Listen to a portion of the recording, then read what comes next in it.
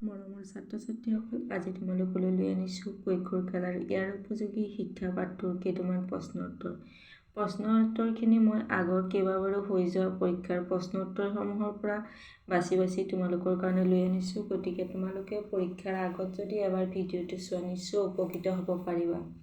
প্ৰথম প্ৰশ্নটো হৈছে, কৈশোৰ কাল আন কি নামেৰে পৰিচিত? উত্তৰ, কাল ধুমুহা আৰু পীড়ন বা বয়সন্ধি কাল হিচাপে পৰিচিত। 2. প্ৰতিটি শব্দৰ অৰ্থ কি? উত্তৰ, প্ৰতিটি শব্দৰ অৰ্থ হৈছে বিশ্বাস আৰু ধাৰণা। 3. মাধ্যমিক শিক্ষা জীৱনৰ আলিদোমোজা বুলি কোনে অভিহিত কৰিছে? উত্তৰ, আন্তঃৰাষ্ট্ৰীয় শিক্ষা আয়োগে। 4. আন্তঃৰাষ্ট্ৰীয় শিক্ষা আয়োগ কোন চনত গঠিত হৈছিল? উত্তৰ, 1994 চনত। 5. ভাৰত চৰকাৰে কোন চনত নতুন ৰাষ্ট্ৰীয় শিক্ষানীতি ঘোষণা কৰে? 1984 চনত। কৈশোৰ কালত কি দুখন জগতৰ সংযোগী কাল বুলি ক'ব পাৰি? উত্তৰ, শিশুৰ জগত আৰু প্ৰাপ্তবয়স্কৰ জগত।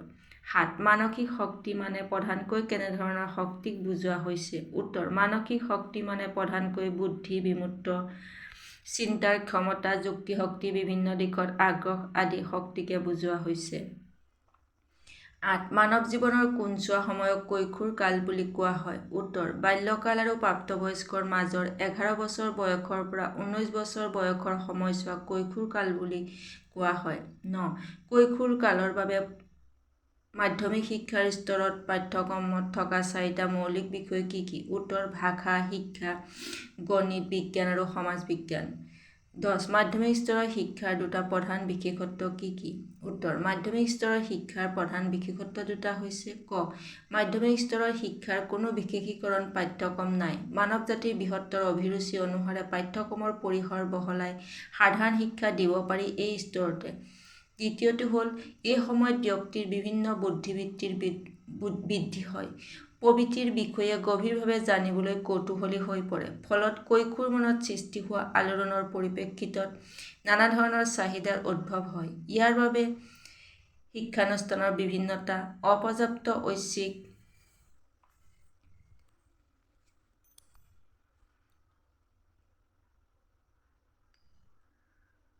বিষয়ৰ প্ৰৱৰ্তন, বিদ্যালয় আৰু পৰিয়ালৰ মাজত যোগসূত্ৰ স্থাপন আদিত গুৰুত্ব দিয়া হয়। 11. কিশোৰ-কিশোৰীৰ মনৰ আটাইতকৈ গুৰুত্বপূৰ্ণ বৈশিষ্ট্য হ'ল পৰিস্থিতিৰ সংঘাত। ব্যাখ্যা কৰা। উত্তৰ, কিশোৰ-কিশোৰীৰ মনৰ আটাইতকৈ গুৰুত্বপূৰ্ণ বৈশিষ্ট্য হ'ল পৰিস্থিতিৰ সংঘাত। এই সংঘাত কৈশোৰ মনত আহি পৰে বিপৰীত ভাৱাপন্ন বিভিন্ন অনুভূতিৰ প্ৰভাৱত। নৈতিকতাবোধ, মূল্যবোধ, সামাজিক দায়বদ্ধতা আদি আদৰ্শৰ বাস্তৱ জগতৰ লগত থকা অমিলখিনি কিশোৰ-কিশোৰীয়ে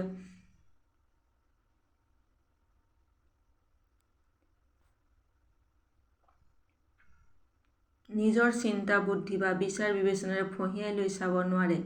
কৈশোৰত গঢ়ি উঠা আদৰ্শবাদৰ লগত বাস্তৱতাৰ সংঘাতে জন্ম দিয়ে পৰিস্থিতিৰ সংঘাত। সমাজ গঠনত এনেধৰণৰ সংঘাতে জোৱাৰৰ সৃষ্টি কৰে। কেতিয়াবা এনে শক্তিশালী সংঘাতেই সমাজ গাঁথনি সলনি কৰি নতুন সমাজ গাঁথনি সৃষ্টি কৰাত অৰিহণা যোগায়। 12.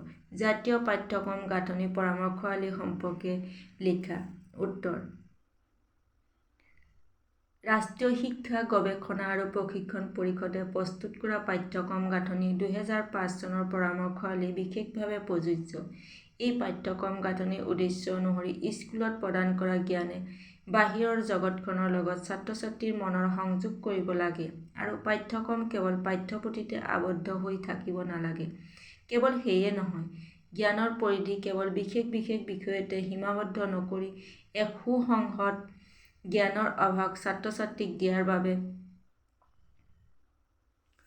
যত্নপৰ হ'ব লাগে। পাঠ্যক্ৰমৰ মাজেৰে দিয়া জ্ঞানৰ সুসংহত বিকাশৰ কাৰণে শিক্ষাৰ লগত প্ৰত্যক্ষ আৰু পৰোক্ষভাৱে জড়িত আটাইবোৰ ব্যক্তি যেনে পিতৃ-মাতৃ, অভিভাৱক, শিক্ষক আৰু অন্যান্যসকলৰ দায়িত্ব আৰু কৰ্তব্য সমানে গুৰুত্বপূৰ্ণ। 13. চমু টোকা লিখা। বীৰ পূজা। বীৰ পূজা কৈশোৰ কালৰ এক উল্লেখযোগ্য বৈশিষ্ট্য হ'ল বীৰ পূজা। বীৰ পূজা বুলি ক'লে কিশোৰ-কিশোৰীয়ে ভৱিষ্যত জীৱনৰ বাবে নিজৰ ভাল লগা কোনো ব্যক্তিৰ জীৱনৰ আদৰ্শ গ্ৰহণৰ প্ৰবৃত্তি প্ৰবল হৈ উঠাকে বুজা যায়। প্ৰধানকৈ কোনো ছবি জগতৰ নায়ক-নায়িকা বা খেল জগতৰ খেলুৱৈকে জীৱনৰ আদৰ্শ হিচাপে বাছি লোৱা দেখা যায়। আৰু সেই ব্যক্তিৰ ব্যক্তিত্বৰ সকলোখিনি গুণ নীৰৱ অনুসৰণ কিশোৰীসকলে কৰিবলৈ লয়। বীৰ পূজনৰ এই পবিত্ৰিক সঠিক পথেৰে নিবলৈ কৈশোৰ কালৰ শিক্ষাৰ পাঠ্যক্ৰমত মহৎ লোকৰ জীৱনীৰ পাঠ অন্তৰ্ভুক্ত কৰা হয়।